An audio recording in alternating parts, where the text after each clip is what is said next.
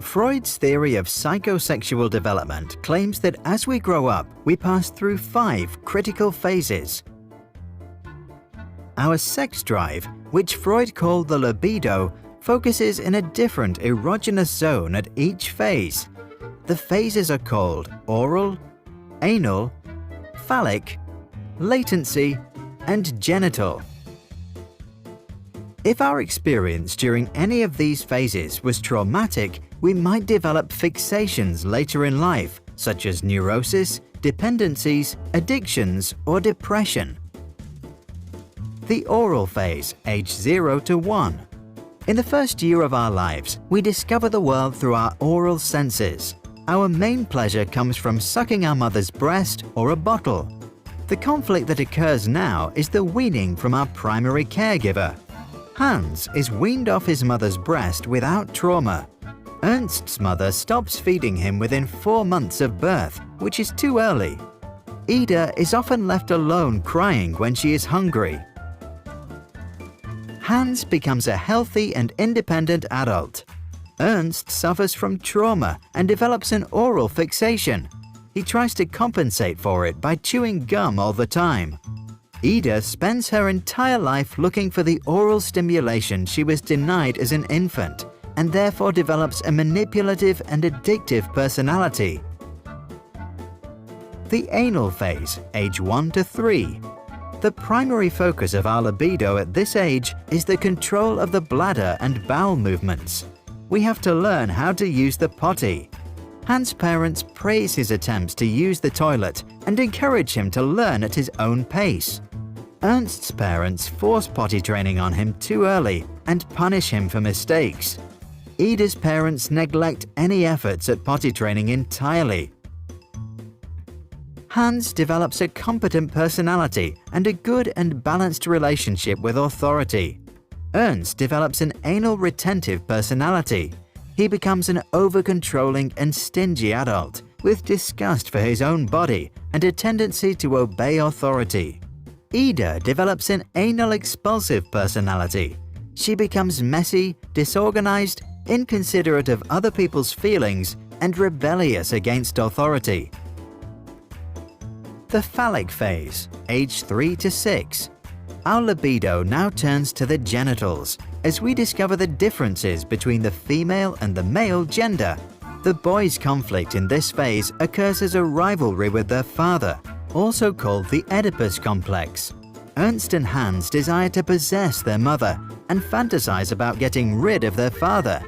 But they know that their father is stronger and fear being punished for their desire. Freud called this castration anxiety. Ida experiences penis envy.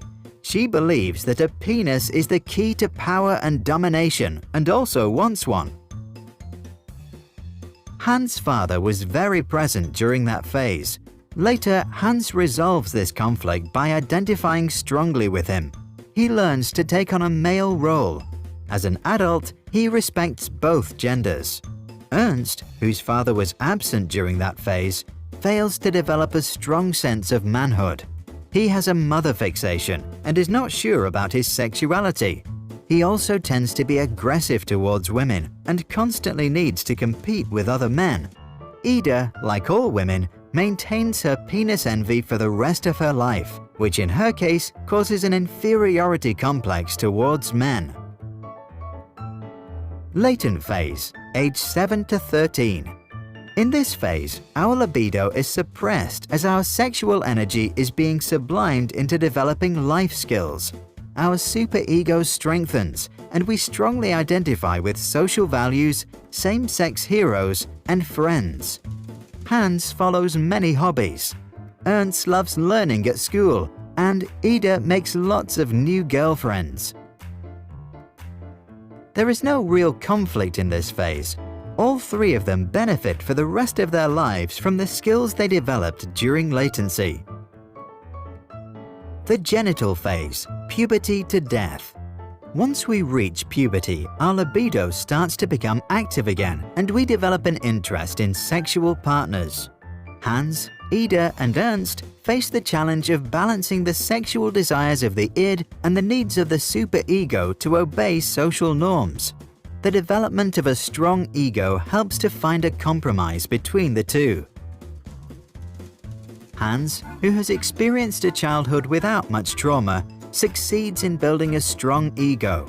He is disciplined at work, has a loving relationship, and a fulfilled sex life. Ernst's ego is weaker than his superego. He obeys norms and authorities, and as a result, suppresses his desires, which leads to the development of perversions. Ida has a weak ego and a weak superego. Her sexual needs are more important than social norms or other people's feelings. She is egoistic and feels no guilt for breaking the law or hurting others. To understand the theory, we need to see it in the context of Freud's famous work on the unconscious. By acknowledging that we have a subconscious, he also implied that we store memories of early childhood and other experiences without even realizing it. These past experiences then unconsciously influence our behavior on a daily basis. Freud claimed that our mind operates in 3 spheres, which we can imagine as a submarine. The unconscious level operates the id. The preconscious level operates the superego. The conscious and preconscious levels operate our ego. Young children are driven by the id and demand immediate satisfaction. At around age 7, we begin to develop a superego and want to become good moral citizens and please others. The ego is formed with adolescence to balance the two forces. Sigmund Shlomo Freud was an Austrian neurologist and the founder of psychoanalysis. Freud theorized that the unconscious would remember and store all our experiences. Later, they pop up from time to time through dreams and associative thoughts. By revealing traumatic memories and desires through conversation, we can free ourselves from our neuroses and live a more healthy and fulfilled life.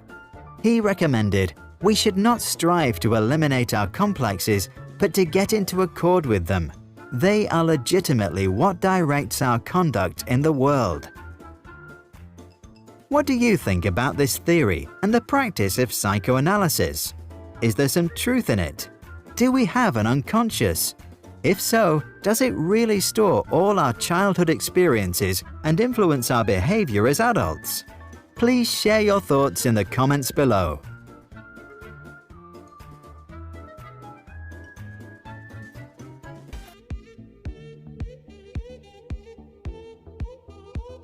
Thank you.